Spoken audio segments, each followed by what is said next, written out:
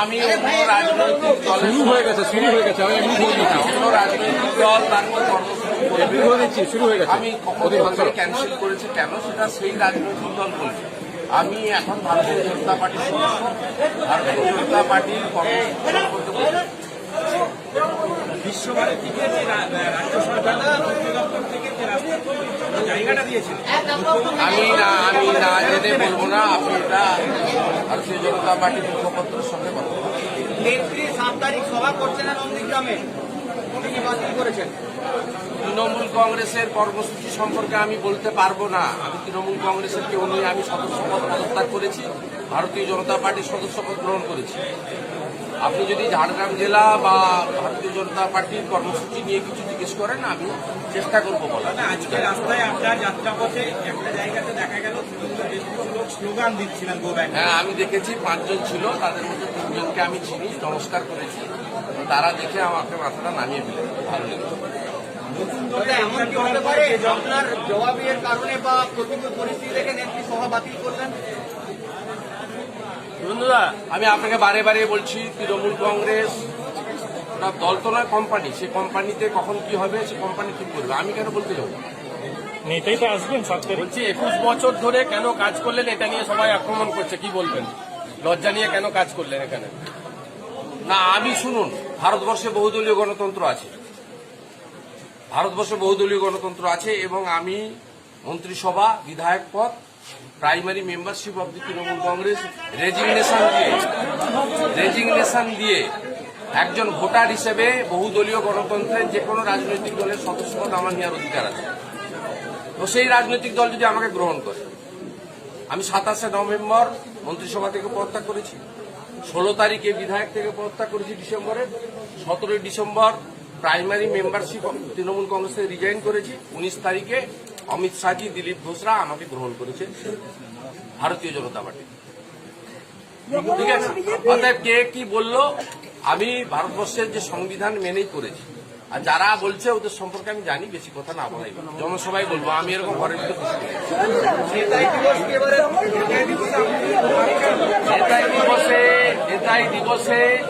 নেতাই দিবসে আমার কর্তব্য আমি পালন করি, কারণ নেতাই গ্রামে লাশটা এসে আমি কুড়িয়েছিলাম।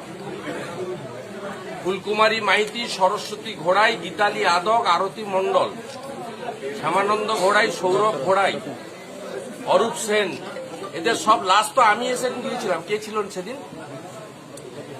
আমি তো একা এসে লাশ কুড়িয়েছিলাম।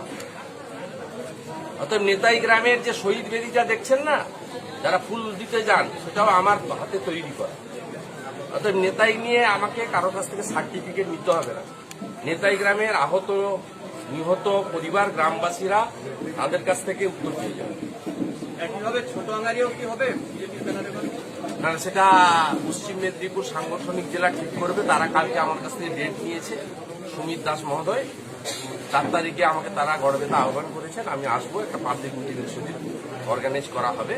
কারণ ছোটরা আঙ্গারিয়াতে তৎকালীন এনডিএ গভর্নমেন্ট ছিল, তার ভূমিকা বিরাট ছিল। সেটা আমরা নিশ্চয়ই সেদিন স্মরণ করব। সেদিন অটল বিহারী বাজপেয়ীজি, লালকৃষ্ণ আদবানিজি তারা দেশ চালাচ্ছিলেন, তারা সাথে সাথে এনডিএ টিম পাঠিয়েছিলেন এবং ছোট আঙ্গারিয়াতে মানুষকে প্রোটেকশন দিয়েছিলেন। সেই কথাগুলো বলা দরকার আছে। আপনি যে জেলার দায়িত্বে ছিলেন সেই জেলায় সাধারণ মানুষরা চাকরি পেয়েছে, পূর্ব মেদিনীপুরের লোকজনটা বেশি, এটা অভিযোগ। আর আপনি বলছেন চাকরি পায়নি। না, চাকরি দেওয়ার দায়িত্বে আমি ছিলাম না। যে ছিলেন তাকে জিজ্ঞেস করুন। কিন্তু পূর্ব মেদিনীপুরের লোকজনই না, আমাকে এসব প্রশ্ন করে কোনো লাভ হবে না। চাকরি দেওয়ার দায়িত্বে যিনি ছিলেন, কারণ পুরো সরকারটা একজনই চালান, তাকে উত্তর দিতে হবে। শুভেন্দু, শেষ প্রশ্ন। আপনি আষাঢ়ে গল্প বললে আমি উত্তর দেবো। বিজেপিতে যোগদান করার পর প্রথম জঙ্গলমহলে এলেন, ঝাড়গ্রামে এলেন, কিরকম রেসপন্স দেখছেন প্রাথমিকভাবে? দেখুন, এখানে তো অনেক দূর এগিয়ে রেখেছে শুভময় শতপথী, কুন্নর হেমব্রমরা, এদের পুরো টিম।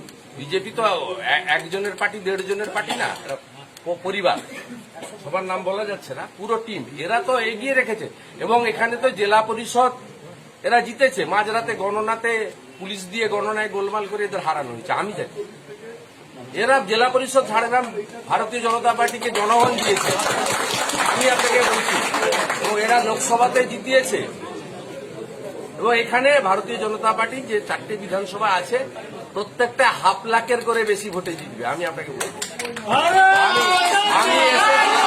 আমি এসেছি মার্জিন বাড়ানোর জন্য, জেতার জন্য নয়। জেতার জন্য এরা কাফি। চত্রধর মাহাতো কোনো ইস্যু হবে? দাদা, চত্রধর মাহাতো কোনো ইস্যু হবে? চত্রধর মাহাতো কোনো ইস্যু হবে? কোন নৈরাজ্য সৃষ্টিকারী লোকের সম্পর্কে আমি মন্তব্য করব না। কোন নৈরাজ্য সৃষ্টিকারী লোকের সম্পর্কে আমি মন্তব্য করব না। যারা ঝাড়গ্রাম শহরে 37 দিন ধরে অবরোধ করে রেখেছিলেন সেই সব লোক সম্পর্কে আমি মন্তব্য করব না। যাদের পরিবারের মানুষকে তারা এখনো খুঁজে পাননি, গুম খুন হয়ে গেছে, সেই পরিবারগুলি এই সব লোকের সম্পর্কে উত্তর দিতে পারবে।